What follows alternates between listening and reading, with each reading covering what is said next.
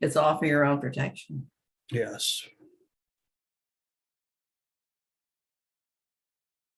Okay, we all good now? Yeah, we're about to go live. It's all for your own protection. And look at that, kids. Bada boom, bada bing. It only took me 2 hours, 2 minutes extra to go live. And here we are, Triple T number 71. Who'd have thunk it? May 9th, 2023. And here I am coming to you live from Florida. In case your memory is saying the background looks a little different. It is. And I'm running direct off my laptop. So yes, things are all sorts of funky wonky. Here we go. And we're just going to roll with the flow because that's the way I go. And if this is it's May 10th. For him. Huh? Oh, dude. I love you, Elijah. Yes, it's May 10th for Elijah. And I needed that little mind twist just to get things rolling. See what else do we need to cover. For those of you that are watching live on YouTube, thank you for dropping in. I appreciate your support. Hi, Mom. And I also have a website at thetswb.com, thetallskinnywhiteboy.com. Yes, that's what it actually stands for, TSWB. I do offer a free 30-minute consultation. That is your opportunity to spend 30 minutes chatting with me about anything that you want. Pick my brain. If there's something that you are looking to get some help on, depression, anxiety, relationship challenges, money challenges. I work with professional athletes, teach memorization skills for students, hacks of dealing with small humans for parents, things of that nature. Yes, that's why I call myself a professional problem solver. It doesn't mean I know everything, but I've gotten pretty good at asking questions. Speaking of questions, first question of the evening. For those of you that have been around enough, you know what I'm going to ask. Anybody got anything that they would like to share from the last week? Ahas, epiphanies, cool stuff? What's up?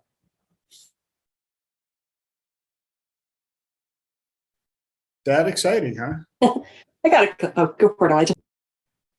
Good, Elijah.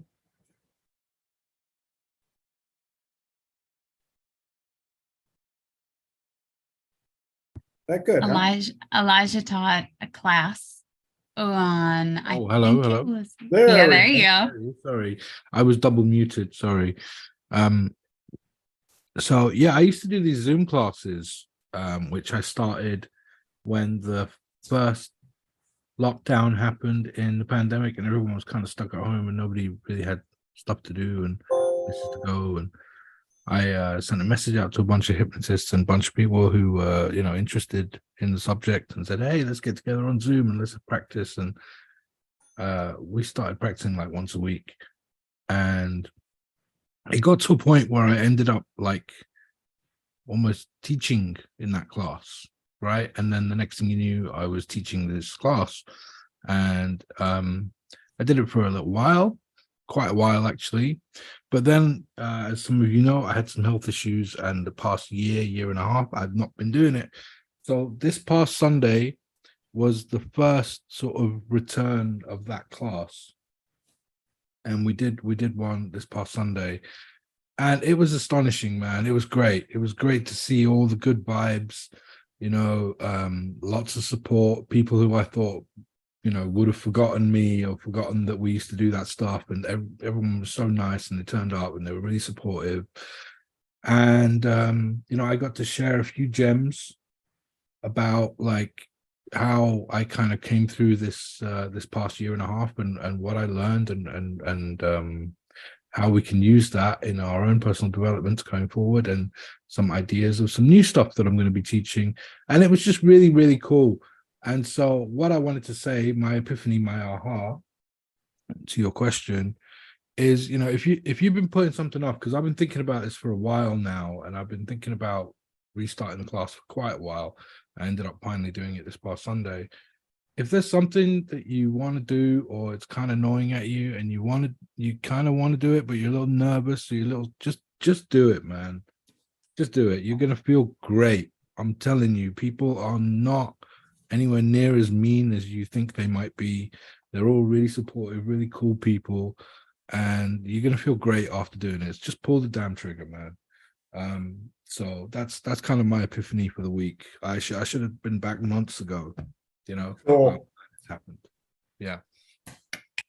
Awesome, brother. Super glad to hear that. I love hearing you're such an amazing teacher anyway. And so, yeah, don't be holding that away from the world. They need it. So glad to hear you're back in the saddle. I'll jump in too.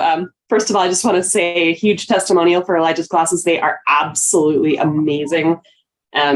I'm not always able to make it due to my work schedule and stuff, but when I am able to make it, oh my gosh, so amazing.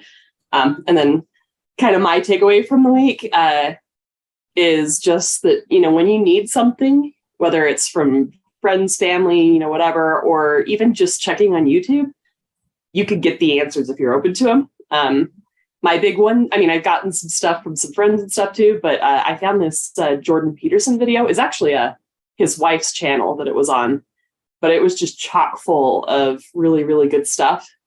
And one of the things that was a big takeaway for me was just the importance of when we're looking for answers in our life, the thing the brain is looking for is to know that a problem is solved. And so I've been just putting that in all my meditations and all, you know, how do I know that my problem is solved? Or how do I know that I have the strategies that my problem will be solved soon? And it's made a difference. So just thought I'd share that. Awesome coolness. Glad to see Mo's smiling mug on the screen. Good to see you, brother. And we're in the anything you'd like to share from the week? Any ahas, epiphanies, cool stuff? No? Sometimes no news is good news. Anybody else? That leaves Lenora. No, good week. Yes, no, maybe. Okay. Well, for those of you that checked out my posts on Facebook, and my Facebook page is also TSWB Helps. And under my name, TJ Ziebell, Ziebell. It's not Taco Bell, it's Ziebell. Just saying. And the topics I came up with for this week are lesson levels from a jack to a king. And we're going to try and get to real estate tricks again, and we'll see. I decided I would throw that on there because it seems the last two times I put it on there, the first two topics went over the hour. So we'll see how we do. But let's dive right in. Lesson levels. And I came up with this kind of a download of how different multiple people, the different ways people learn things. And, you know, there are some lessons that are learned just like that. You don't have to question that lesson was put in place. And then there are other lessons that seem to take longer and longer and longer and longer. And some of my clients I've learned, even though the lesson was presented 4, 5, 6, 12, 50 times, they have different reasons for why they didn't learn the lesson. And some of them are easy enough to transform, like almost like it's a phobia. And for those of us in the industry, we know that phobias are actually a product of perfect memory. Because every time that trigger hits, our mind has to know exactly how to answer, how to react immediately. And if you get strong phobias, arachnophobia or things of that nature, those things can be debilitating. And that's perfect memory reaction every single time. But for those of us that are in the industry, we also know that phobias can also easily be cured with the technology and things that we do, as long as the client is willing and wanting the change. Notice how I said willing and wanting to change. And yeah, Elijah put in the comment, phobias are a superpower if used in a different context. Exactly. And so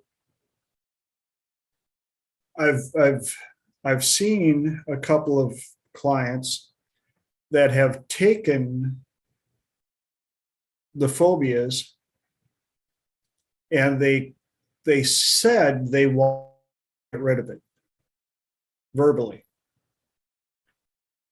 But you can watch them as you're fixing it, undo everything that you've done right in front of your eyes. And so you look at the lesson levels in there of why are these lessons being thrown out or reversed, or, what is it that they're hanging on to so tightly? What is the mechanism that is creating the pushback? And I've learned with some of them, it's the story that they tell themselves. One of the easiest metaphors and analogies that I came up with was, as kids, we didn't quite understand that touching the red hot burner on the top of the stove was not a good thing, right? Or right. And our parents would try to teach us that lesson. And some of us were smart enough to go, Mom and Dad said, no, that's good enough. Some of us were not quite that bright and had to go, I wonder why they're saying no. That's why. And yet some of us were like, I wonder if I did it again, if it would hurt. Maybe I just did it wrong. Well, I have to understand why did it hurt? Why? Because I have, and we'll tell ourselves that we have to have this distinct process to be able to own the lesson. So my question for you guys is,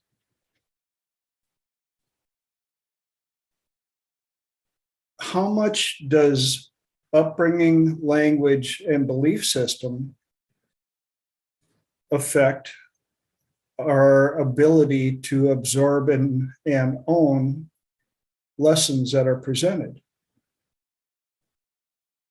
And while you're thinking about that, think about some of the other techniques and protocols that we use with clients, like I'm not going to explain the whole thing, but I have a protocol I call SAND protocol. And whatever is bothering them, we recognize where the energy is, pull it all out like a pile of sand, identify it, and then make a net and scoop the lessons out of the sand and notice what colors of energies are in the lesson and simply put them in the lesson box. Now, for upwards of 90% plus of my clients, that's good enough because the subconscious knows what's in the lessons. They don't have to know. They don't know what it's about. They don't know where it is. They just know I pulled out lessons that were important. They were so important that they were in there holding me back. I could physically feel it. I was able to pull it out. I felt the change. I rescued the lessons. I put the lesson box back in. I got rid of the rest of the feces, and I feel better. 5% or half of the remaining 10% will be so analytical that they tell themselves, if I can't take that lesson and unwrap it and read and understand exactly what I need to know about what's bundled up inside of that lesson, well, then I don't have the lesson. It doesn't matter that it was in a book. I can't say that my lesson is inside the book until I open the book and I read every page and understand everything that was in the book that is the lesson that I paid for so dearly 20 years ago. The remaining 5% they don't care. Something in them, the subconscious, conscious, past lives, whatever, refuse to accept that the lesson is okay, regardless of what you do with it. And those are typically the ones that, for whatever reason, you can watch them undo the work right in front of you. And I'm not going to say that they are unhelpable,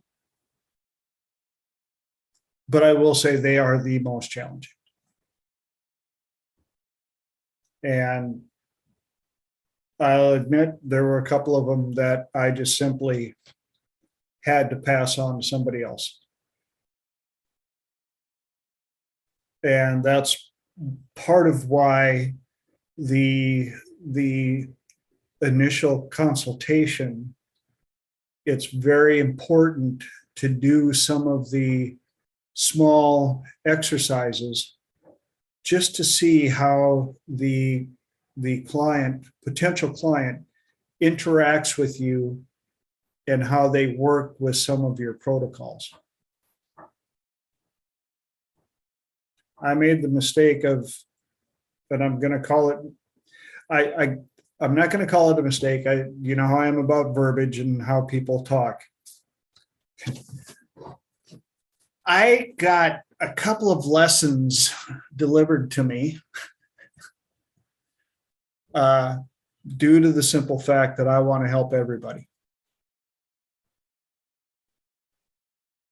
And I took on a couple of clients that my gut was screaming, yeah, no. What? No. I said no. And my 2-year-old conscious, spoiled rotten, was like, whatever, we can do this. We can do anything. And by about the second session, my gut is down there going, remember what I said back then? And my 2-year-old conscious is going, whatever, this sucks.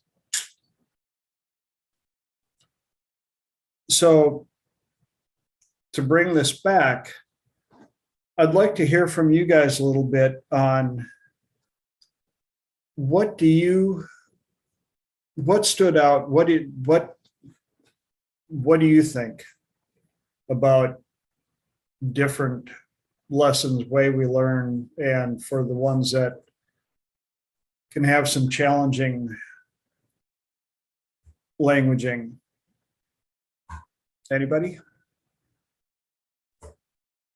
I've got a million things swirling through my mind. I'll try to not do all of them, but so a couple things. I mean, and I think first of all, knowing that some people are ready to change and not is important. Some other thoughts that came up are that sometimes we, as the person who's helping, need to remember how important it is to honor the other person's process too.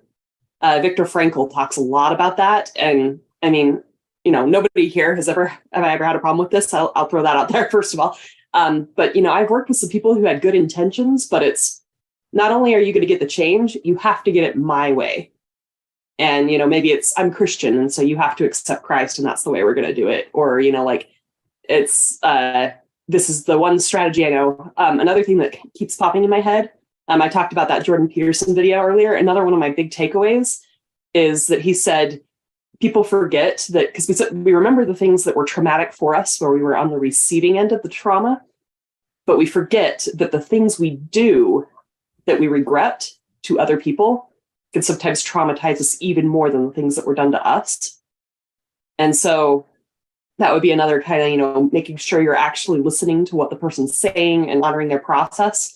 Is you may discover the route you need to go down is this is me forgiving myself for what happened in the past and recognizing I'm not that person anymore, or maybe it wasn't as evil as I thought it was, or whatever the case may be. So yeah, those were just a couple of my top thoughts that were coming up. Awesome. Thank you for sharing that. Who else has got something? I wanted to put something in here about learning to unlearn. Learning to unlearn is one of the biggest skill sets, best skill sets, because there's multiple ways to learn everything. Even say something simple like driving. Yeah, you take 5 different instructors, even though they all have to somewhat stick to the same framework. Each instructor could teach you in a very different way, right?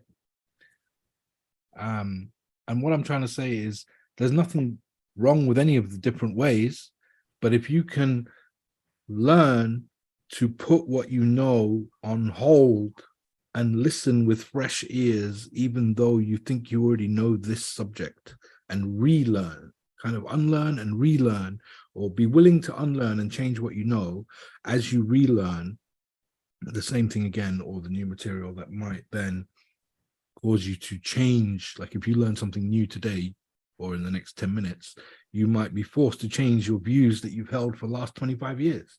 Mm-hmm. Right? And to be okay with that, right? Yep. To have that open mind, and always self-awareness is the best, right? So be like, you should know more about yourself than anything else you know in this world, right? Yep. So be self-aware and be willing to unlearn and relearn. I think those are very, very important. Awesome. And I'm glad you brought that up, because one of the things that I teach, especially in my classes when I start, is what are the 3 most expensive words when trying to learn something? I know that.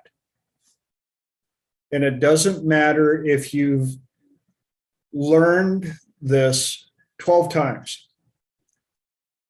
Life has happened between now and the last time you learned it, the last time you heard this stuff. Things have shifted. You've learned other new things. You've had other experiences. And all of a sudden, here it is, the 13th time, they're going to try and teach you something that you already know, but it hits differently. And you're like, what? Well, why was it so different now? Because you're not the same person you were when you heard it the 12th time. Yes, Elijah, correct. The lesson cannot be interpreted the same way because we are different this time around. And that's why I know that are the three most expensive words when somebody is trying to teach you something. The other thing that I like to point out is at the end of their teaching you, if it's exactly what you knew, what did they just do? They just validated all the stuff that you thought you knew. Confirmation. And I like Mo's comment, if you already knew this, why are you not doing it? Because knowledge and action are not always put together. There are a lot of dietitians who are not very healthy. I know a lot of respiratory therapists who smoke cigarettes. Do they know better? Well, yeah, because they're seeing the worst of the worst, and yet they're doing the same thing. And how would you consider that to tie into lesson levels? You know, I remember my aunt was a career respiratory therapist. And I remember when we would go to spend some time with some of her coworker friends, and they all whip out cigarettes and they're puffing away. And I'm like, you're a respiratory therapist, right? Yep. You're smoking? Yep. Is smoking good for you? No.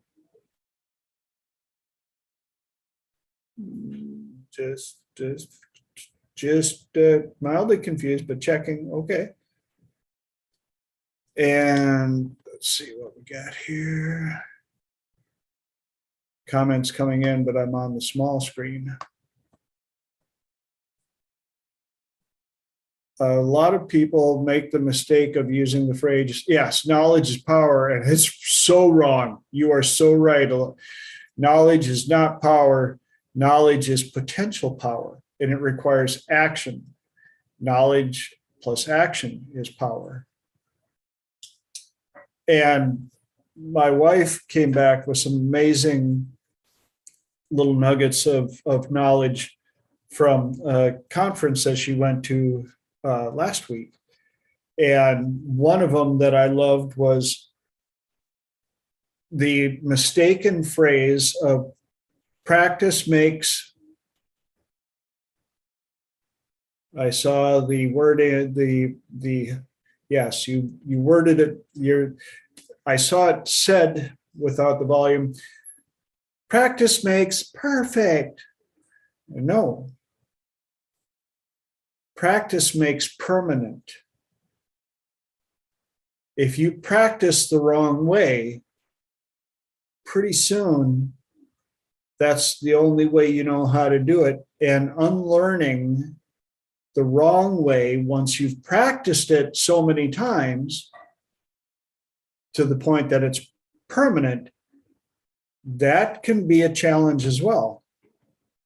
I know a buddy of mine that basketball freak and coach and everything, and he said it drives him nuts because it's a two-edged sword. He sees dad outside teaching his son basketball in all the wrong ways. And the kids out there practicing in all the wrong ways so that practice makes permanent, and then wonders why he can't compete against the kids who were lucky enough to either have the parents send them to basketball camp to be taught the right way, or happen to be lucky enough to have a parent who knew the right way and taught them the right way from the beginning. so that once again, practice made permanent, but it was the right way. And so on levels of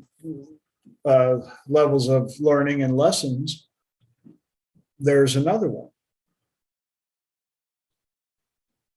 How many times have we watched people that were taught by whether you considered a poor teacher or a great teacher with incorrect knowledge, just like the food pyramid, and all of a sudden all the stuff's coming out going, yeah, not the, and then the new food pyramid come out, and even Ray Charles can see like, yeah, that doesn't add up. But I remember when I was in school and that came out, that was it. That was the stuff, and we were taught that.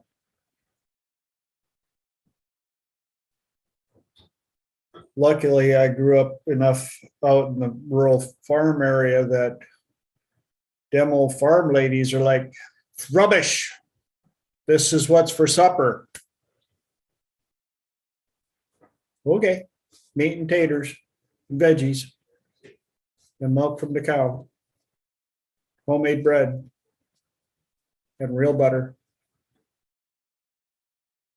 And those that were in the know were like, that's the worst thing you can eat. You're going to die. Eventually, most of those old boys didn't die from the food they ate. Most of it was probably the work that they put in and the abuse they were doing to their body. It was hard flipping work, long flipping days. And so that's a whole different topic that we're not going to go on, because we're already 33 minutes into the first hour. Anybody got anything else they'd like to add or share, or comments, epiphanies, ahas that you'd like to share on that before we switch to gears? And now I've already gone, but I've had some other things popping into my head as you've been talking. So first of all, I think I've shared this one before, but I took an organ class where we talked about practice. And so the strategy was find, fence, fix, fit. So what it is find the area that you're struggling with the most, fence it in so that you're not looking at the whole piece. You're just looking at just a few measures or whatever the case may be. And then fix it. And the rule with fixing it is play it as slow as you can while still staying in control. And then slowly build up your speed as you're able to stay in control. And you're only allowed to go up a notch when you can play it 8 times in a row perfectly without a mistake. And then you fit it in. So you play the rest of the piece, and now you find the next part of the piece that is now the hardest part. Anyway, so the thought that kept coming into my mind is sometimes the hardest part in life is, well, first of all, we don't want to find the hardest part. We want to just keep doing the stuff we're good at rather than focusing on what's hard, of course. And then also when you do find it, oh yeah, I'm only going to focus on this. I'm going to fence it in and make it manageable. No, I want to fix everything all at once, and then the idea that I'm going to have the humility to go as slow as I need to and be nice to myself and kind to myself. And it's okay that I can only work on this piece. It's okay that I can only take it at this speed. Can often be really, really hard too. At least this is just for me. These are some kind of downloads that are coming in. And then another thought that came to me is, because I learned a while ago that when I'd have something going wrong in my life, I could do what lesson am I supposed to take from this? And then I'd learn the lesson, and then things would get better almost immediately. I didn't have to go through the whole lesson because I could find a way to learn it. And so with some of the lessons I'm learning right now, the answer I keep getting is some of this stuff, I'm learning empathy. And empathy isn't something that I could just download. I have to actually go through the experiences the slow way. And I need to be kind to myself if that's the way it's doing. Because I keep wanting to beat myself up for, I'm not willing to change. Why am I telling myself these stories? Why do I have and it's sometimes it's not about that. Sometimes it's just I'm going through a period of my life of needed growth. And it's okay to be kind to myself and know that that's a thing that takes time sometimes. And it's okay that it takes time. So anyway, just some things that were popping around my head. Those were flipping awesome. Thank you so much for sharing that. Could you write down or put in the type or in the, could you put in the chat that little process that you had just described? Because that was amazing. And it reminded me also of quite a bit of what we did in martial arts. You know, we all wanted to learn everything immediately because Bruce Lee was who we wanted to be. And so we had to go slow until you passed that. And ironically, each one of those built up on each other. And so you were still doing the same patterns. And it's funny how the fourth or fifth pattern, all of a sudden you could screw up on the third pattern and you're like, really? Yes, you're going to have to go practice the third pattern because you have to have all 5 of them right now. So super cool. Anybody else before we shift gears? Yes, no? All right, then we're going to change over to From a Jack to a King. Yes, you probably have to be my age or older to actually get that reference. But what it came from was one of my clients working on the wait to date protocol is having massive breakthroughs, downloads, ahas, epiphanies, all the above, because she's finally releasing control and just being herself and experimenting with who that is, what that means, and is really embracing the concept of watching all males around her, married, single, young, old, all the above, and analyzing what it is about them that affects her values and criteria. What stands out? What do I like? What do I dislike? All the above.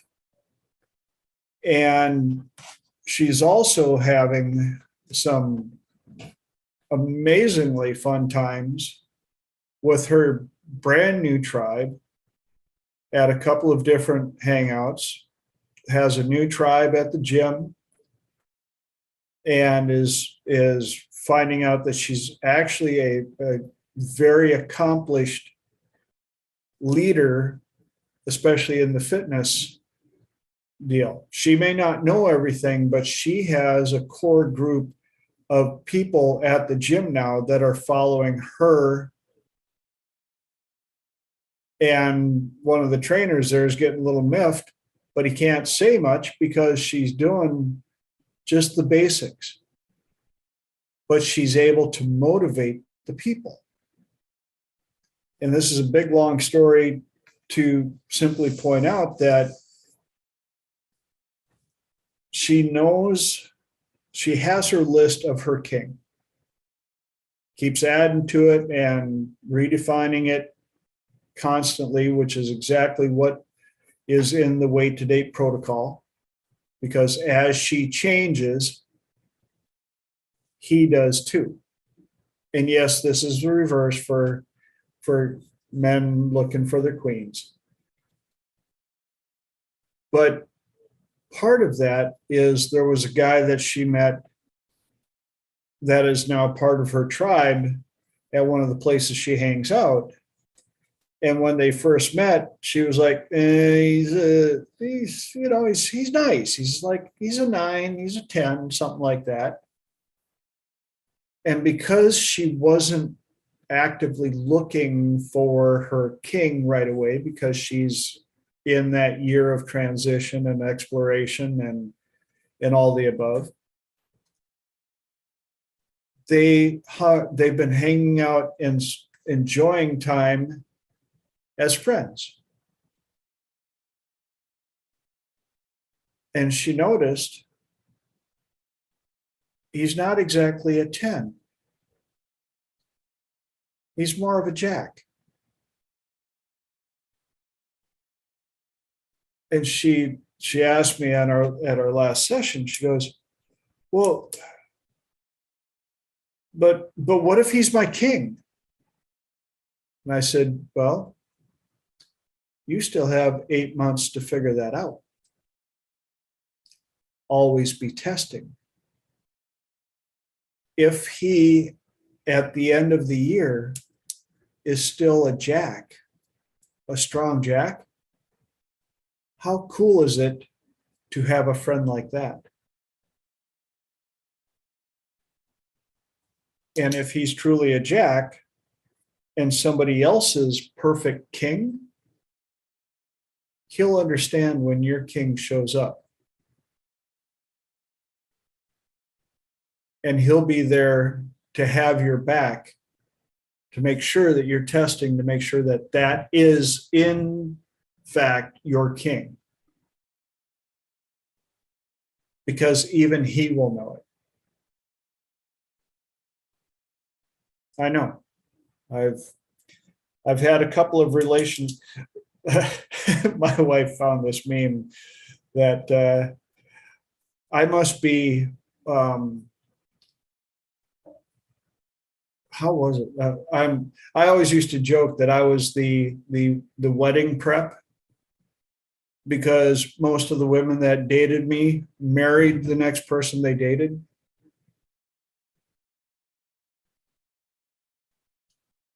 And I actually went to one of their weddings. We were actually still kind of dating and went to my work Christmas party. Savo's here. But she went home with him. Made a little awkward because we worked together, you know. So I had I had to deal with that. But when I saw the two of them together, I realized I was her jack, and he, hands down, unquestionably, was her king. And he or she, hands down, was his queen. Like I like to joke, Ray Charles could see that. And he's blind and dead. And I went to their wedding. You know, and my friends at the time were like, "You're going to the wedding? What is wrong with you?" And I said, I want to see the vows. I want to watch them do that, because they are supposed to be together. And that was the perfect closure. I got to watch them say their vows and felt the energy.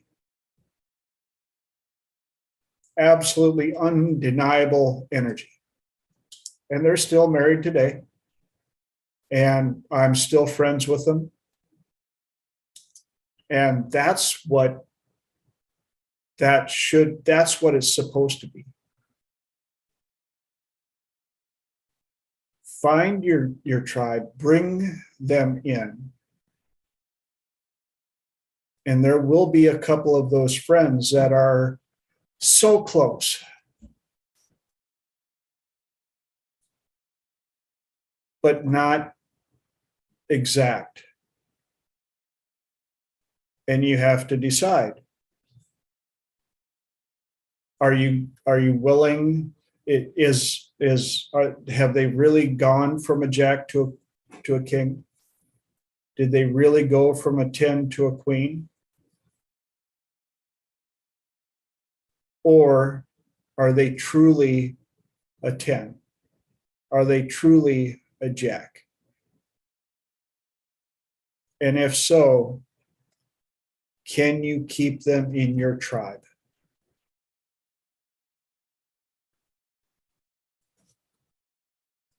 Any comments, ahas, epiphanies on that?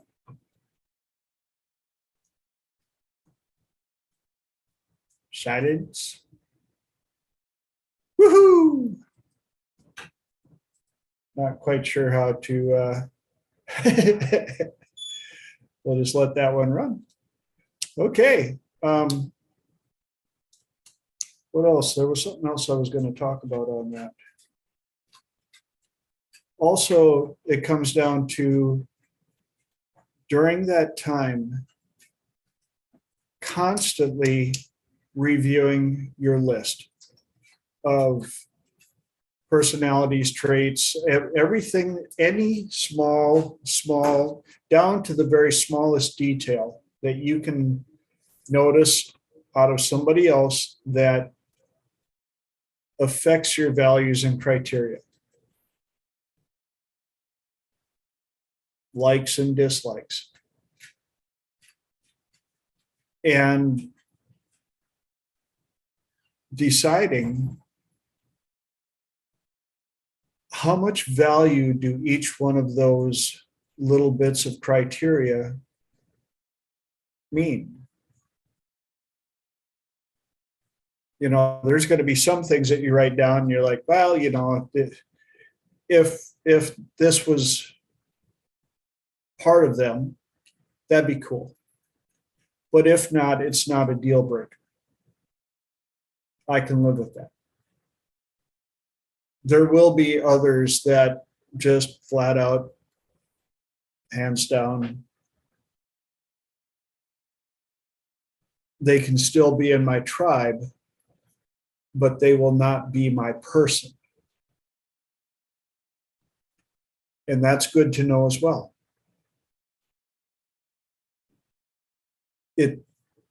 If nothing else, it sharpens your vision.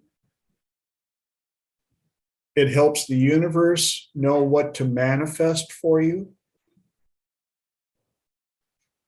It teaches you what questions to ask, what answers to listen for, and what to look for.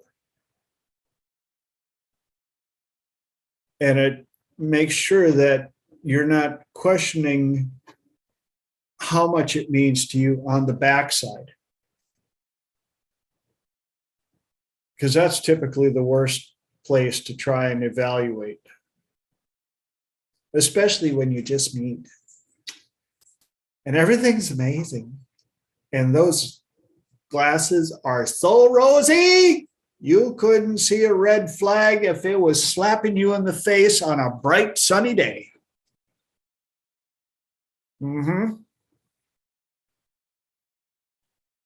And so it's just another form of added protection as far as I'm concerned. What do you guys think? I keep going, but I had a couple thoughts that popped up. But one of them was, I mean, and definitely sometimes we get so caught up in our jack. I always, with my friends, call it, is this your 20% or is this your 2%? Because I say, 2% might be a good match. 20% is better than the rest. And you're so excited that they're not the other 80% that you, even though you already know they're your jack, you won't even look for your king because you don't want to risk getting an 8 next time or whatever. But the other thought that just came to me is, I think there have been people in my life that at the time I was so caught up in it, they were my negative king, if that makes sense. And I said, oh, your absolute value is king. You must be the person that I'm, and then you get away from it. It's like, oh, no, I forgot about the negative part. So it's not always just the jacks that we confuse for the kings. Sometimes it's something really terrible that when we're in it, we don't see it until we're out of it. Exactly. And that's why I keep reminding them how many kings and how many queens are in a deck of cards. 4. Well, how do you find the king? How do you find the queen? Flip them cards. And when you flip it and they show you that they are an 8, don't argue with them to try and turn them into a king. They're an 8. Let them go somewhere else because they are somebody else's king, somebody else's perfect king. That's why you see some of those couples and you're like, what in the world is she doing with him? He is such a loser. But to her, he's everything she looked for.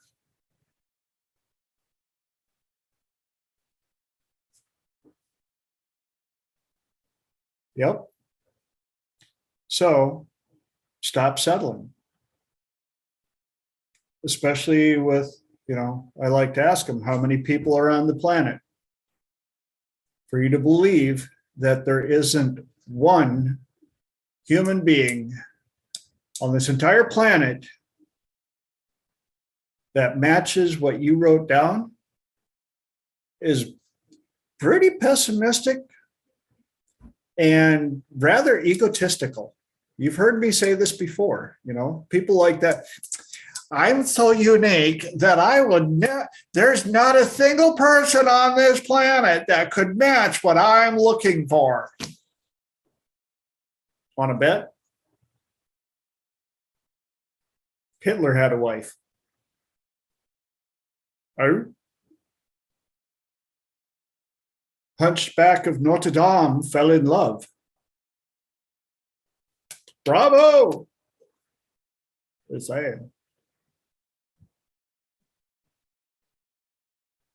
So that leaves, here we go again, 7 minutes left to talk about real estate.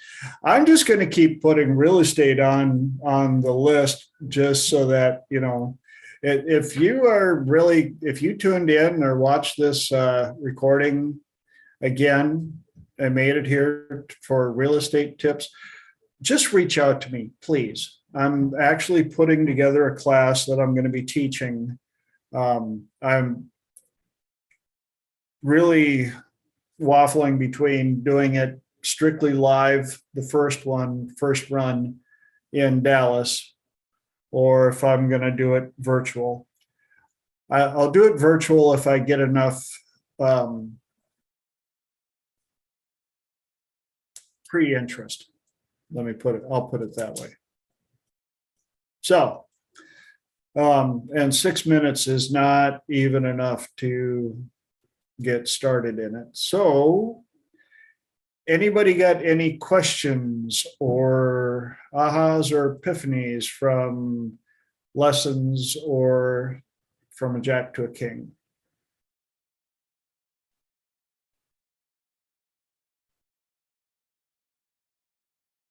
I'm glad Holly's here because the rest of you are mighty quiet this week. Like, holy cow. Well, we can start early into questions from the gang. Yes, Cowley Hole and all the above. Yeehaw and haw to the yee. So dare I ask, might any of you have questions or topics for the second hour that we could dive into and upon? And in and with and through.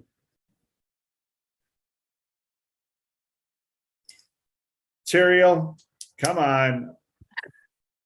I had a question for people about stories, the stories that you tell yourself, and being in, if we're constantly becoming, we're in the state of being and becoming at the same time, and shifting your story. So connecting to the not the future self, but the self that you want to show up as.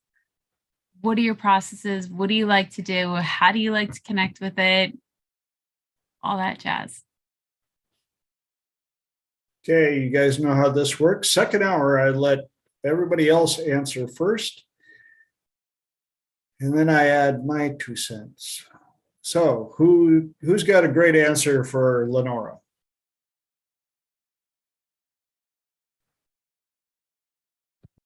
Hello.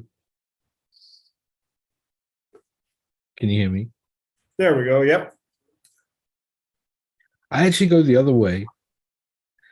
Not so much about connecting with the future self or the way I want to show up, but rather disconnecting from my current self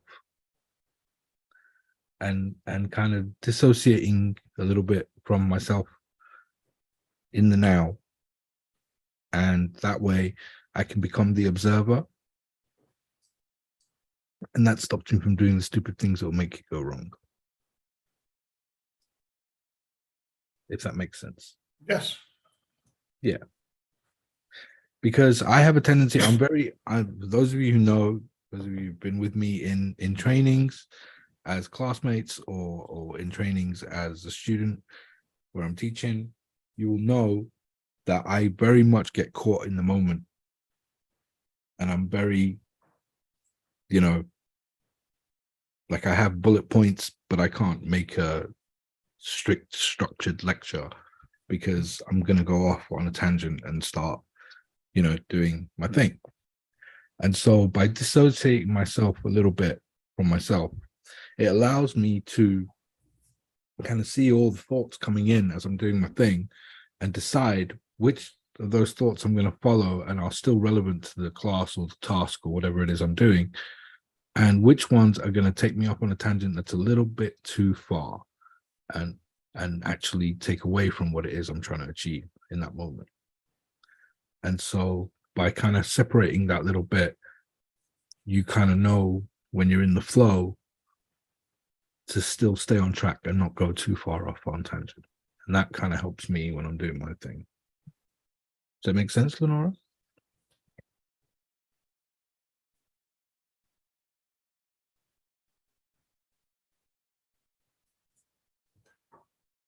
Anybody else? I'll jump in next. I think Sava had something you wanted to say too, but so a couple things that I was thinking. First of all, I think it's important to remember that we don't become the person who's always living for tomorrow. And it's important every once in a while to just take a moment and say, you know what, of course I'm going to be somebody better tomorrow. But I am an amazing person today, and I am good enough for today. I am who I'm supposed to be today, and I'm going to enjoy that. And I'm going to congratulate myself on how far I am, how far I've come. And then what was the other thing I was going to say? I swear I had another thought. The other thing is I've been thinking a lot lately about the stories that I tell myself. The first thing that I try to do is say, does this story empower me? Does the story help me feel focused? Does it motivate me? Or is this a story that makes me beat myself up, that sort of thing? And part of the reason I'm starting to ask myself that question is because I'm discovering that sometimes the story I think that logically should make me feel better about myself isn't always the story that actually does make me feel better about myself. And that could especially be true if I'm taking my stories from the well-meaning people around me that are trying to give me their stories. And so I think a story can work for somebody else. Great. I don't need to take it from them, but that doesn't mean I can't have my own story if it's working for me. So don't know if that helps, but.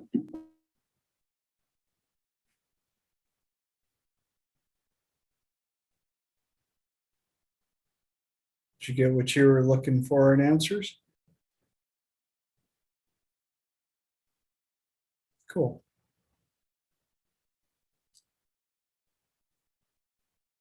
The other thing I like about that is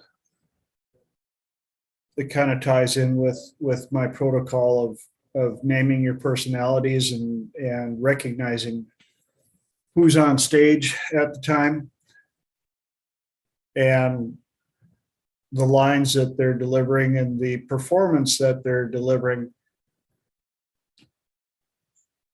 We have to remember we are the writers, the editors, the director, the producer, the lead role of our own movie.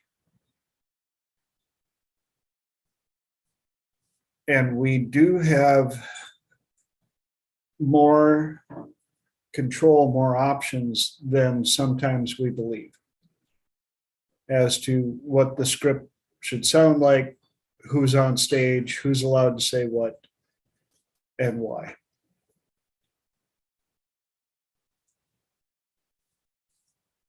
So that brought us up to the top of the hour, which means we got an hour left. Who has something else they would like to throw out to the crowd? Questions? Topics?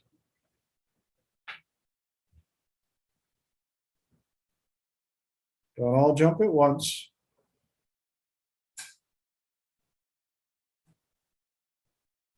And it's okay if you guys take up some time. You're here. That's what this is for. Otherwise, I end up having to talk the whole time. Salvo taught this week as well. You want to talk a bit about how class went, what you touched on, what ahas, epiphanies, anything? Well, hi everybody. Just joining late today. Sorry about being late. I don't even know what the rules are for the webinars. Like, should you join? This is literally TJ, like the only webinars I've ever done that was with you.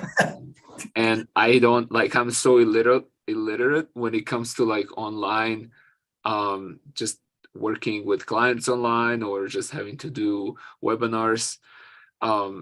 So I do most of my stuff in person. And so like the seminars I had since 2017, I had different kinds of seminars I was teaching. Some of those were like certification seminars, and some of those were just for different kind, really. But I don't think that it's common knowledge. What I would like to maybe ask you guys for help is, since I also started to do, I committed to doing my webinars because a lot of people can't join in person, and maybe you guys can give me some advice on that. My first one is actually going to be in 2 days on Thursday, and so since, as I said, like I've been doing this live for years, and this is my first time online. So what would you guys like recommend? What kind of advice can you give me? Okay, kids, you go first. I'm sure tons of people have advice. I would say, I mean, first of all, it kind of depends on, going to David Snyder's stuff of know your outcome is kind of important, but just some very basics. First of all, I recommend, if at all possible, have somebody there to kind of back you up on tech support if you possibly can. Somebody who's willing to just be like, if you're doing it on Zoom, maybe a co-host. You say back me up on what? On tech support. That way you can focus on delivering your message. And if everything starts to fall apart, you're not trying to both focus on fixing the tech and fixing the message. I mean, it's not foolproof. Even that could happen too. And even if it's not needed, just having the peace of mind of having that person in your corner always helps.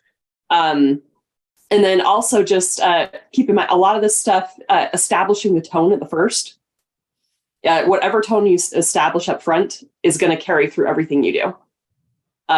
So whether it's I want participation, I want cameras on, I don't care if cameras are on, because these days with so many things online, some people want to have the ability to say, oh, I can't come for real. I'm at work, but I'd love to come support and just kind of listen and I can't talk.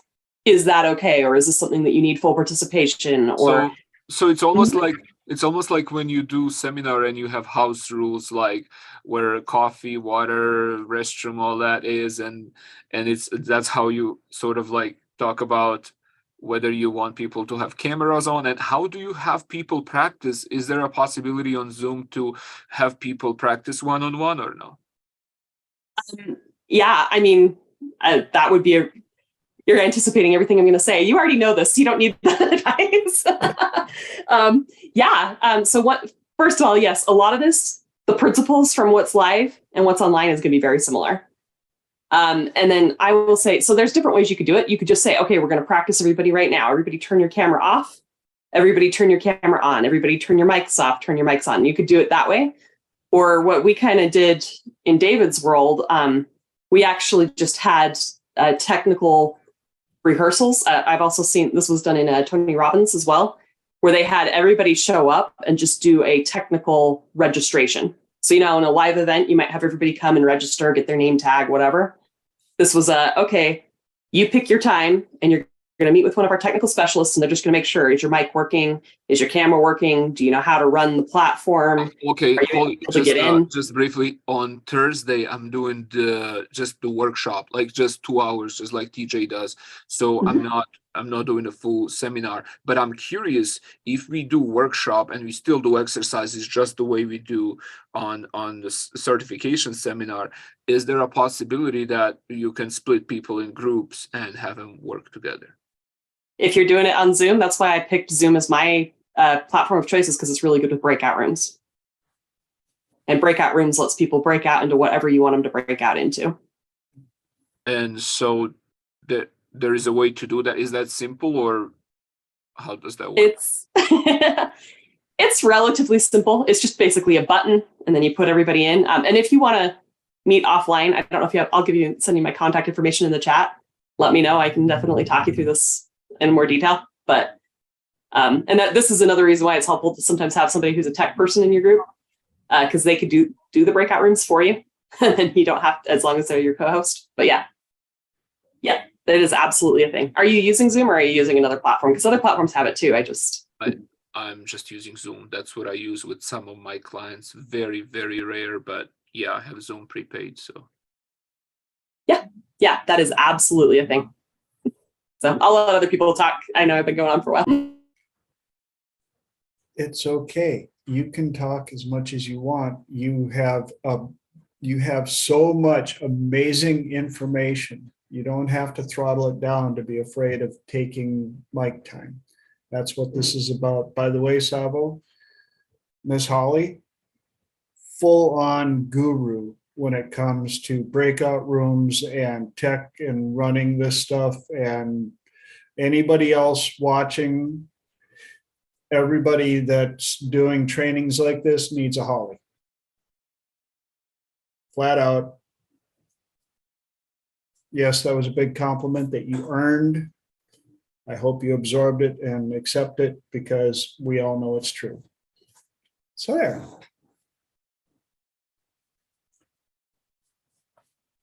Actually, one quick thing that everybody should know as well, if you plan to live stream anything, YouTube has a 24-hour registration rule.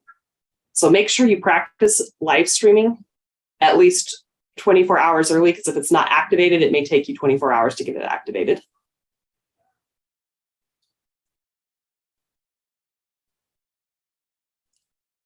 In fact, Holly, you can keep going with these tips and tricks, because I know that there are people that absolutely need to hear this stuff. I'll let Lenora chime in, and I'll think if there are any other quick tips I want to throw out there. Savo, I know for live events, TJ had a ton of experience with tech and with microphones and with video. So he has extensive experience with that. And then if you're having live events or Zoom events, Holly, when I first met Holly, she was doing identity by design under David Snyder's Party of People, and she was absolutely phenomenal. She ruled every breakout room and was hosting and popping in and out of like 9 or 10 of them, went for a good 20 of us that were online at the time. And she has a ton of experience. And another thing, just as a backup to help support people asking questions, have a list of questions and say, oh, somebody just messaged me privately. Here's a great question. Because if people aren't asking questions, you have go-to things to go to, and you can say that they're questions coming in, even though they might not officially be, but it'll encourage other people to bring questions in. Yeah, otherwise you have to sit there and pull the questions out of the people because you know that they have lists and books full of questions, but they're too afraid to take up too much camera time. So, not that I know anything about that, but I'm just spreading love. Elijah has also he's done, he mentioned it at the beginning, Savo. I don't know if you know too much about Elijah. He did a ton of, he's actually in the UK, and I think Elijah, you've done some live meetups, but for the majority, he's done UK Zooms for quite a while. So he's quite experienced about teaching online also. Just everybody here is a wealth of knowledge that are more than happy to share their experiences and their tools and tips and tricks and all that stuff. It's that easy, man. It's really, really easy. You go on YouTube, you watch like an hour's worth of videos on how to Zoom, and it's done. I'm telling you, it's so easy, so fun. You're just going to be lost in your material before you know it. Don't worry about it. Just watch YouTube. Seriously, I recommend whatever search you put in and whatever videos come up, and however you navigate YouTube, I tend to hop around a bit till I find someone I like, and then I'm like, oh, okay, I'll watch this person's videos, right? Just spend an hour on YouTube, learn about Zoom, the very basics. You don't need to go into crazy stuff. And the basics include like the practice rooms and the waiting room at the start, and the asking people to unmute when you want to call on them to speak, or force muting someone if their microphone's on and it's causing noise while you're speaking. All those little things, that hour or so you spend on YouTube watching videos can explain all of that. Really, really easy. And just have fun with it, man. It's really easy. Yep. I just had a thought. I don't know if there'd be interest, even if it's just Sawa who shows up, that's fine. If tomorrow evening people wanted to get together, I could do another one of my crash courses in Zoom. Might even invite a few people from a few different groups, because if you have multiple people, it just gives you more people to practice with. So if TJ's okay, maybe even posting that on his page so people have access to that information, I can send that to TJ for that. You're such a rock star. It is on. Is there a time that works best for you, Sato, since I know you probably want to do it? Or my secretary took my phone, so I don't but most likely I'll make the time for that. So I can't see the schedule now, but yes, I will definitely make time. If you find a time when you have your schedule, I put my email and my phone number in the chat, so you can send me a text, send me an email. You could try calling. I don't get the best service in my condo sometimes, so they don't always come through. But yeah, just let me know, and if I can, I'll schedule around you. But if I don't hear something, then I'll just schedule something. And if you guys wanted to put that on my Facebook post for this meeting, number 71 that I just posted today, that way anybody that's watching live on YouTube,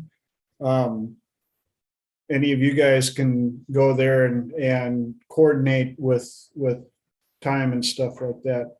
That is so generous of you. And of course, I know the knowledge you have.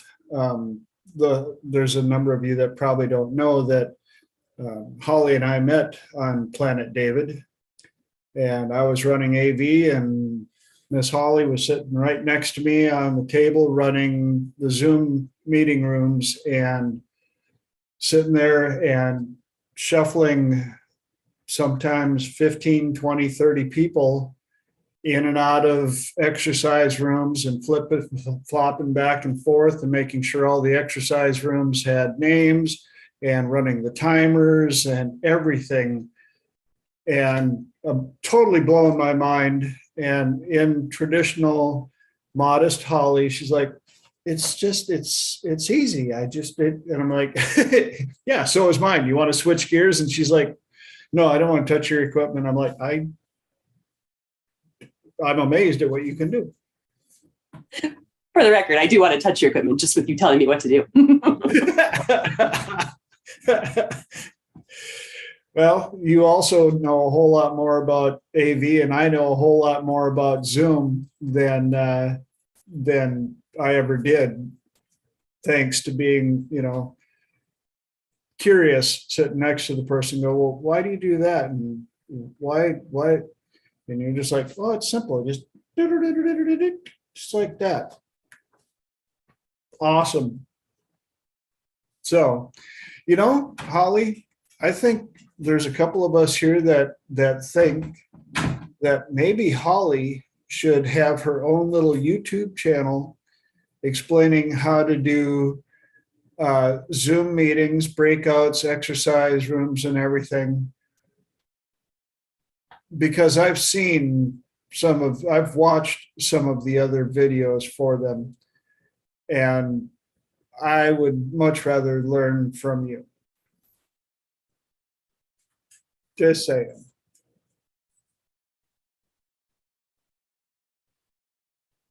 So thanks for that topic, Salo. I appreciate that. And it all started because we were going to have you describe what your trainings are all about and what you guys covered this week. This week, I was just talking about general rules of the unconscious mind and having people understand what hypnotherapy is. And well, this first part, hypno, which is about like Milton says, having this perfect atmosphere for the change, being in the right state, and what methods you use, deepeners, softeners, convincers, and just kind of like basic understanding. And the second part, the therapy, what kind of therapy. So is it regression therapy? Is it chair therapy? Is it whatever we use in hypnotherapy? Just sort of giving that basic understanding, and then also understanding of the unconscious mind. What are the rules of the mind? Why mind moves towards familiar away from what's unfamiliar? Why does it go towards pleasure away from the pain? Why does the mind have less unconscious response when it has more conscious effort? And just sort of basic rules. How does it learn? By repetition, and all these things that all of you guys here, I'm sure, know really well. So that way that a lot of new people that came from Meetup, I had about 59 people that reported that coming from Meetup, and I think only 30 of them showed up, but still the room was full. So it was Awesome. it was pretty interesting. Super cool. Rock and roll.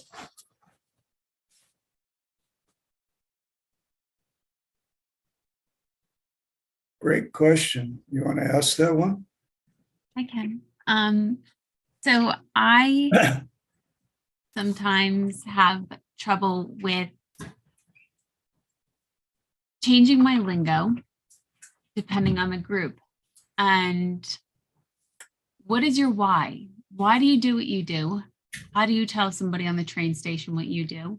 How do you tell other professionals what you do? How do you change your lingo so that it comes out being authentic, that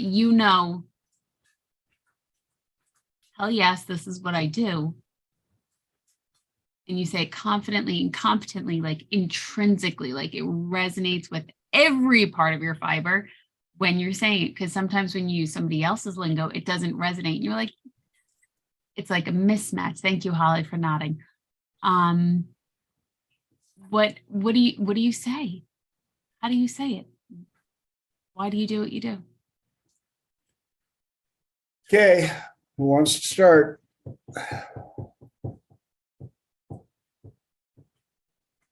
I'll go again. So this is more an answer to how do you find it for you specifically, rather than giving you mine. So I don't know if you've read Simon Sinek's The Power of Why, I think it's what it's called, or he actually has a drill in that book if you want to go through it. But you can even just use kind of David's and what's important about that and what's important about that to just drilling. So, you could say, what is it that you, and one of the things I was going to say too is when you're discussing it with somebody else, once you have it, the biggest key is being in the right state.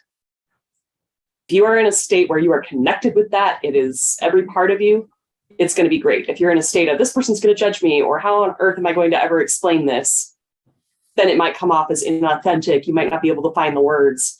But if you're in that, I'm passionate about this, this is why I do what I do, you probably don't even have to say why you do. They're going to feel it. And when you're able to say it past that. But beyond that, I would say make sure you drill down and find your why. Why do I do what I do? Mm-hmm. So when you're doing that, so when you're in the right state, what if you know what you do and why you do it, but you are pretty sure that they're not your people? Oh, that's a really good question too. Do you tailor it so that they are your people? My answer to that is, that old proverb, don't cast pearls before swine. It's not, don't cast your pearls before swine, lest they turn again and rend you is the, and this is not about being judgmental. This is not about saying, oh, you're swine, it's the point is, if somebody is not going to understand what you do and why you do it, there's a chance, especially in this kind of a world, there's a chance that maybe they don't deserve to know that story.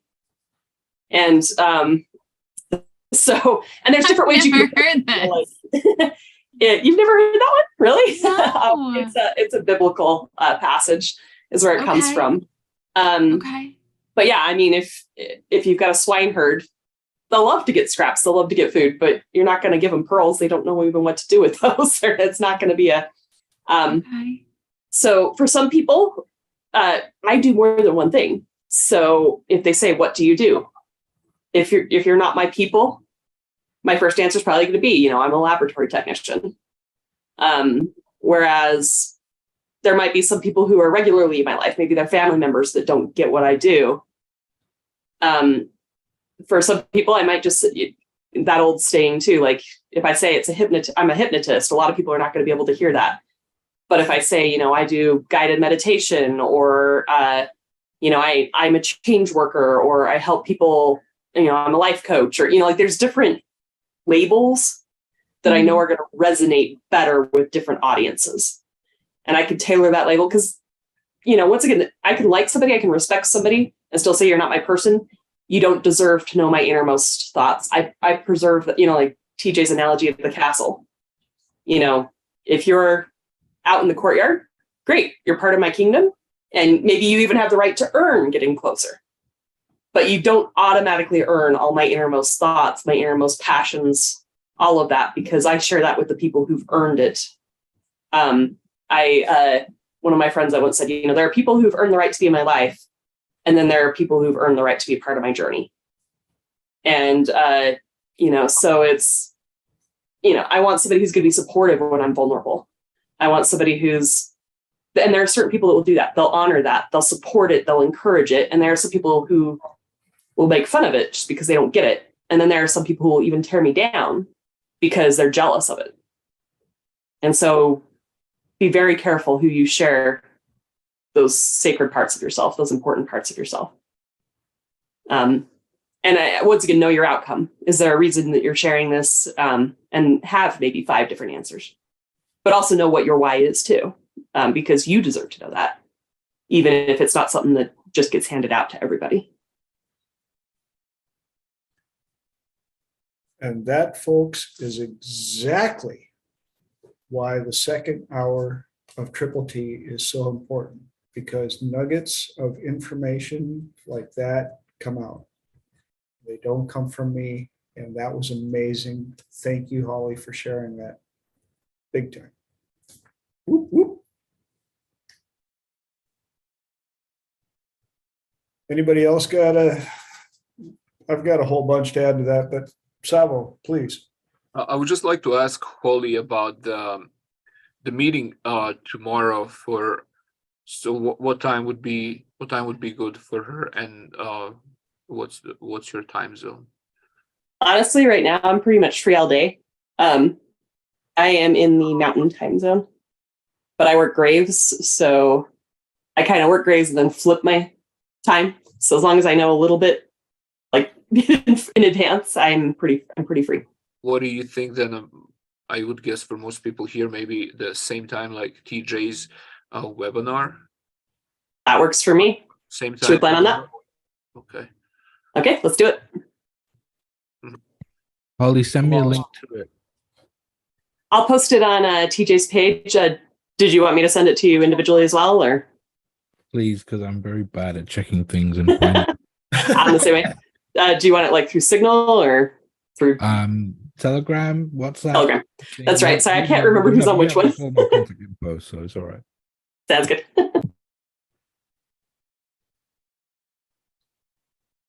Now I gotta jump back to Lenora's question. Lost, right? You want to go last? That means it's my turn. Oh, well, I'm sorry. Yes, please. Sorry, it's just because we went on another subject for a moment, so I was kind of waiting for that to be over. Good. So, about 5-6 years ago, I had this client called Ben, and I've been doing this for like almost 8 years. I've been charging and doing it like professionally for just under 7 years, like 6.5 years or something. Ben was one of my first clients that I charged money for, or two. And he came to the consultation. He was very interested in changing. He had a very specific couple of goals that he wanted to achieve and some problems that he wanted to get through. And he took a big hesitation when I told him my price, and he was like, "Oh, and that's kind of steep, And anyway, we finished the consultation. I didn't hear from him for months. And then one day he sends me a message, and he was like, "Yeah, you know what? I saved a bit of money, and I can book like 3 sessions with you." I'm like, "Okay, cool."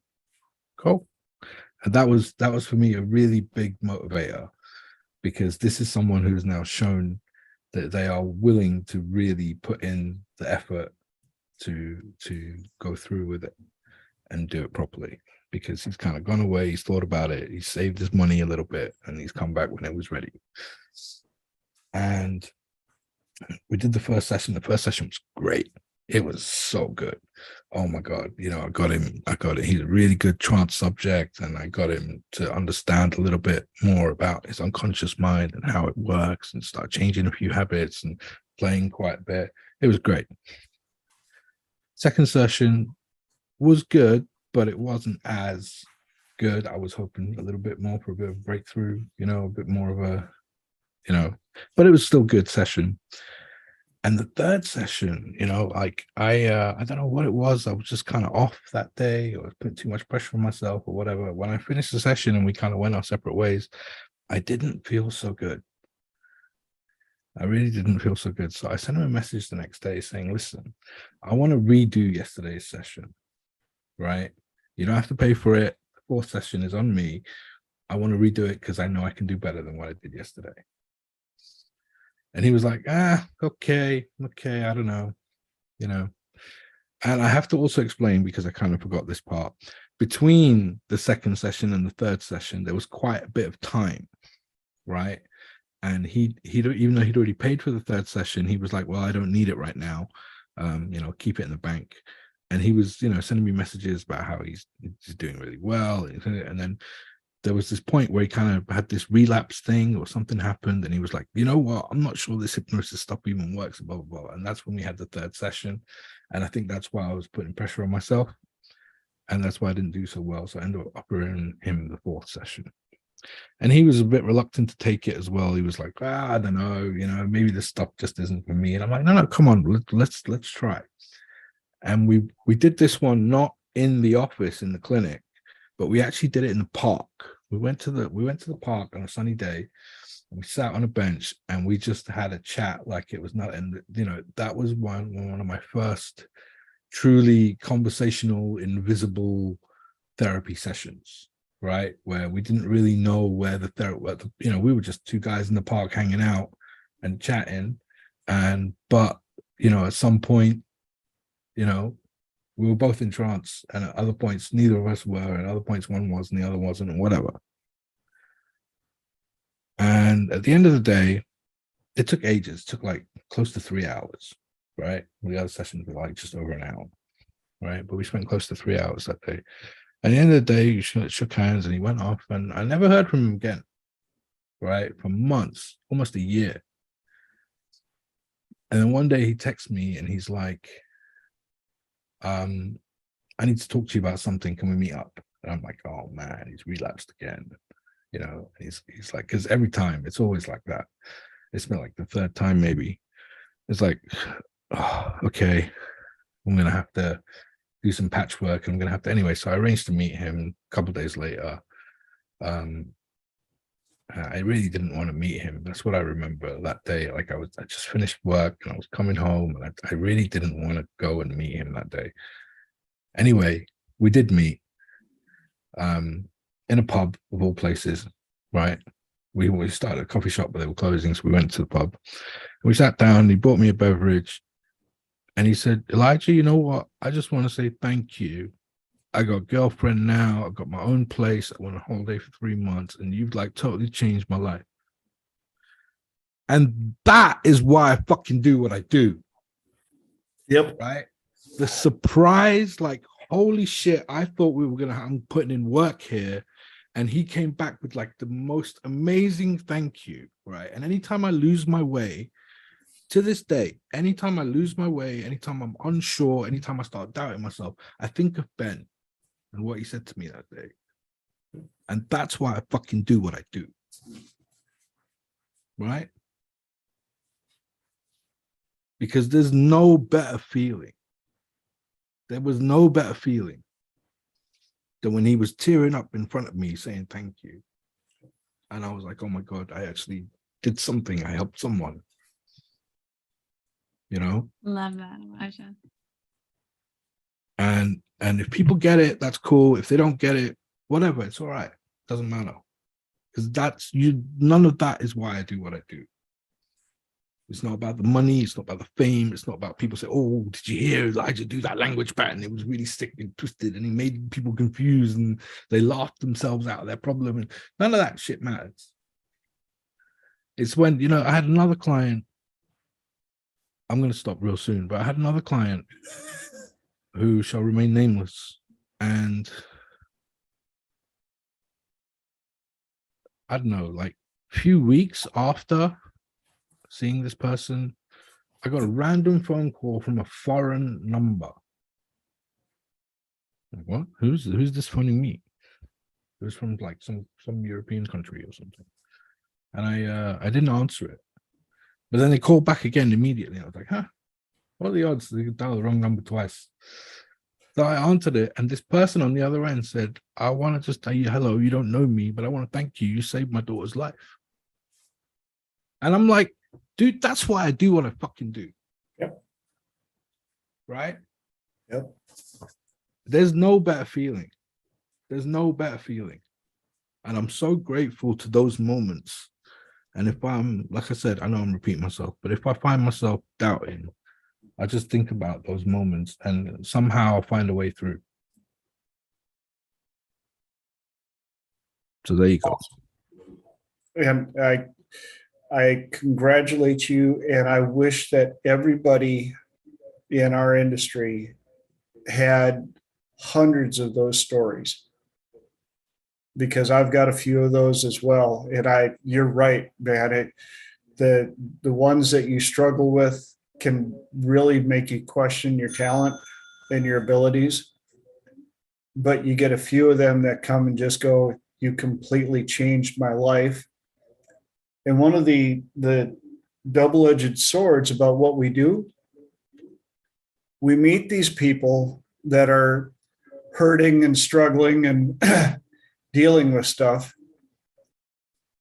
And we do what we do to help them. And they get helped and they disappear. And you're like, yeah, and you know, kind of miss them, you know, it's just, they grow on you and you want to know how they're doing. And I just some of them I get to be friends with on social media. And every now and then they'll reach out and I just had one couple of weeks ago, and it was her birthday, and I reached out and said happy birthday, and she replied back with pictures of her now husband and son, and life completely changed. And I tell you, woo, whoop, whoop. Yeah. So those are the absolute topping, the cherry, the all, whatever you want to call it. They make the struggle worth it. But I also wanted to address Lenora's question about what do you tell people about what you do? And some of you know me well enough to know that I'm on profession 28. So it's always been a challenge for me when people are like, so what do you do? I'm like, why don't you tell me what you do first, and then I'll tell you how I can associate into that, because I probably have some type of connection to it some way, somehow. And had a very interesting flight. I'm in, for those of you that don't know, I'm in Florida right now. And on my flight from Dallas to here, I'm sitting window seat, and the guy sitting next to me sits down, and he's on his phone the entire time. Big cup, headphones on, and he's flipping through sports stuff like crazy. And about halfway through the flight, we hit a little turbulence, and he's like, and grabs the seat. And I'm like,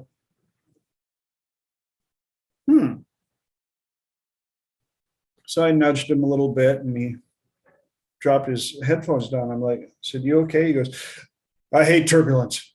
Not really. Would you like to get over that? Well, what do you do? Well, I help people with that don't like to fly and other stuff. I work with professional athletes. You do? What do you do? You know, it turns out he's an NFL agent. And I said, well, let's work on your issue with turbulence. And so I did a little protocol that I actually came up with for my mom. Hi, Mom. And helped her with it. And so I used it with him. And the rest of the flight, we'd have a little bit of turbulence, and he'd look at me, and the quick definition of it is, if you understand that air, we think it's all nice and soft because we're walking around in it. But when you're flying through it, it's pretty bumpy, it can be pretty rough. Kind of like riding in a car on rough roads. And I asked him, I said, you ever ridden on terrible roads with potholes in Dallas? He's like, well, duh. I said, okay, cool. Close your eyes once. What kind of a vehicle are you in on the turbulence? What kind of, I said, are you in a pickup truck? Are you in a Beamer? Are you in a bus? I said, now you're on I-35, but are you in Fort Worth or are you in Dallas? He goes, I hate Fort Worth. I said, yeah, what are the roads like in Fort Worth? Oh, they're all junk. I went, all right. Picture yourself riding in a bus on I-35 in Dallas. And all of a sudden he goes, that feels about the same. I said, yes. But you ride that every single day, and you don't think twice about it. Somebody told you when you were young, turbulence bad, oh, trip, pain, fall, boom, everyone died. And so you focused on that. And so after I did that, we'd feel a little turbulence. I look at them and I go, construction zone. And as we're coming in for the approach, I said, by the way, we're going into a full-blown construction zone. It's going to get bumpy because the closer we get to the ground, the bumpier the air is. And I started explaining to him a little bit how, we're going to circle around now so that we can go into the wind to land so that the plane can be actually going slower by the time it touches down. And he's like, well, okay. And we touched down, and I said, yeah, the one time that I was flying Southwest and the weather was not good, and the plane hit pretty hard. Bless one of the flight attendants that said, for your information, that wasn't the pilot's fault. That wasn't the plane's fault. That was the asphalt. And he cracked up. I said, see it. But I said, how different was the second half of the flight compared to the first part? And he was like, dude, this is the best flight I've ever been on. And I have to fly all the time. I'm so getting a hold of you. And even if he doesn't, just the ability to change the second half of a flight for a person next to me, and he still doesn't know the rest of the stuff I do. So you pick, like Holly so well put it, you pick the information that you give to the people that are receiving it. And as Dr. David has said many times, hypnosis don't care what you call it. You can call it guided meditation, energy work, solution purveying, whatever. It still works. So, any more ahas, epiphanies, comments, or do we have another topic for the last 15 minutes? Quick. You guys can see how helpful it is for you to bring up some topics so that everybody can join in and we can all learn, including me. So who got some stuff? Bring some stuff to the tables. Come on.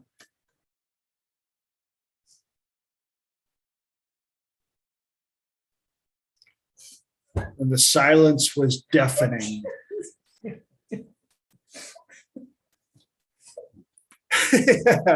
Yes. Bless Seth Breedbart.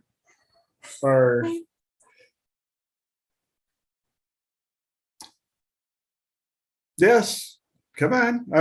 You guys sometimes have to wait until I pick up the phone and start pulling out quotes. So who's got something, please? Yeah. I was going to ask everybody, how do you guys get clients mostly? Because most of my clients come from Google. I have a pretty good Google page. They go to the website and then they call, and that's how we schedule. And I'm curious, how do you, and seminars, live seminars is probably about 35%. So what about you guys? Okay. Let me hear from you. Okay, so sorry, you go. Go. Here we go with the polite squirrels. After you. No, after you. Seriously, after you. No, please, go. All right, I heard Elijah's voice first. Okay. So, sorry, I wasn't looking at the screen. So it's going to be really quick because I don't really search for clients anymore. It's 100% referrals. My career, if you like, has gone more towards training and being a trainer for coaches and hypnotists, therapists, and things like that.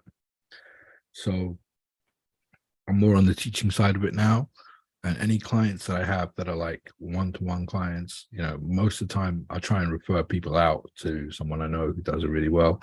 But if they absolutely insist, most of the time that person has come through someone else, maybe one of the students or someone else who, like, you know, had a go and they couldn't quite get the results or whatever, and then that's how they end up working with me one-on-one.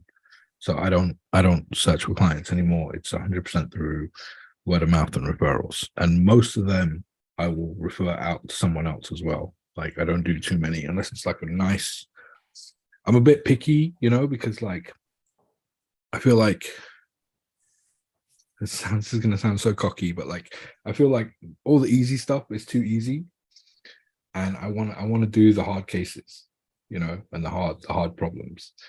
And you know, if it's a simple thing, like it's going to be like a reframe job or a phobia job or something, I usually just refer it out to someone. Cool. Lenora?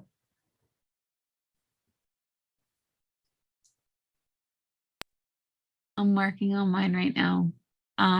Savo, I did see your Google page. It's awesome. You got amazing reviews. Without going into too much detail, I'm working on mine.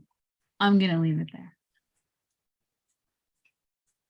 But what about right now? I know you're busy and you get clients. Where do you get clients from now? They just pop up from the universe. It's nothing consistent, and I do a lot of formal networking.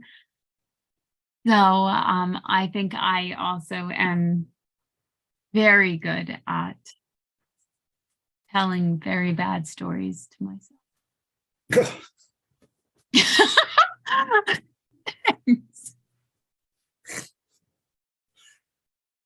You're adorable sometimes.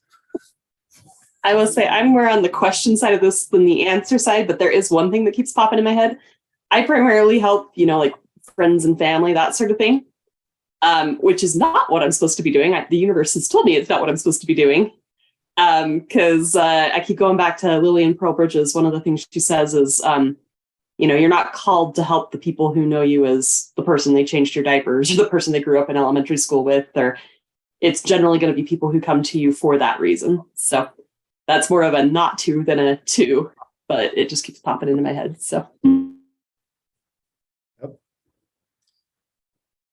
And I'm right now pretty much also 100% referral and handing out cards, handing out business cards. And I've gotten some just by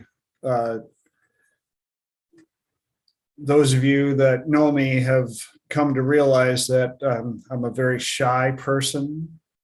I have a really hard time talking to people. That's all a blatant lie.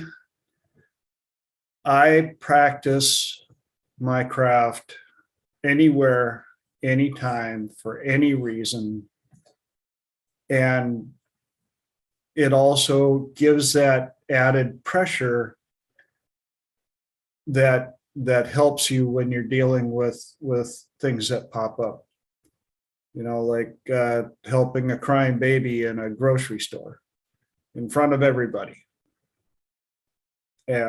Helping a person on a flight who's freaking out about turbulence.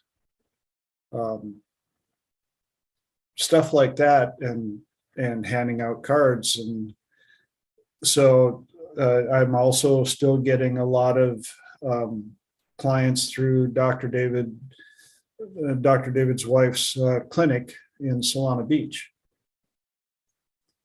And so that's been my business input so far, but it has been trickling down. So I do have to figure out, and I've got some classes that I'm working on putting together to teach, and all of that keeps me pretty busy on top of the all the projects around the property that we purchased almost 2 years ago. I like to say that I've got my project list whittled down to about 17 trillion projects now. Yeah, so I'm knocking them down left and right every day, making headway. Only 17 trillion projects left to do.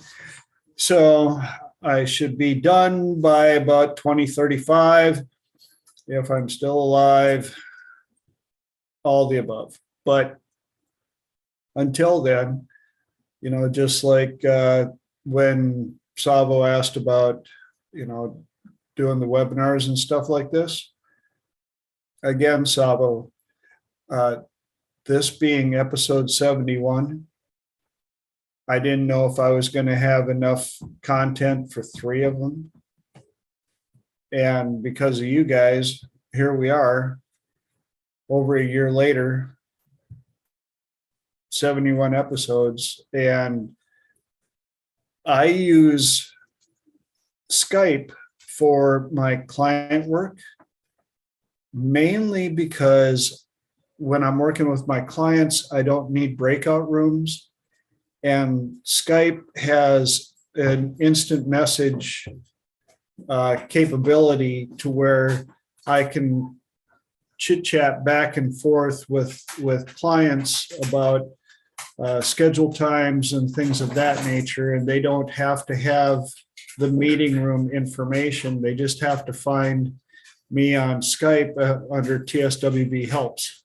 I keep it confusing like that. I name everything the same thing. And so if you look up TSWB, chances are I might be in there somewhere. But that's how I even when I talk to people out in public, I just say, hit me up on Skype, TSWB helps, and we'll set up a time for your consultation and we go from there. So that was a little wraparound on a couple of different subjects. And we have 7 minutes left. Anybody else got a quick question, or did you get all you were looking for? Or anybody else got any additional comments for Lenora's question? Gosh, no. More silence. Okie dokie. Well, we got 6 minutes left. Anybody want to recap, share any ahas, epiphanies from this episode? Savo. Oh, I was gonna say something else. Well, I got the answers sincerely, like especially what Holly's doing. I'm deeply grateful for that. So thank you very much.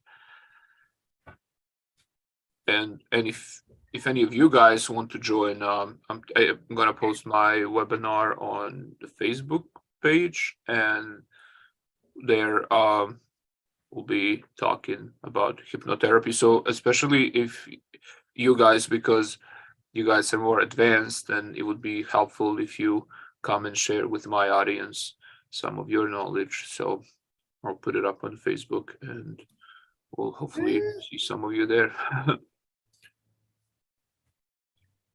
This is the whole part of why I tell people, take the time, invest in building a tribe, join a mastermind, make sure that you're not the smartest one in the room. If you're the smartest one in the room, it's time to find another room, because if you're not growing, you're dying. That's what I love about this second hour. The stuff that I learn, the stuff that I hear, the topics that I hadn't thought about are organic.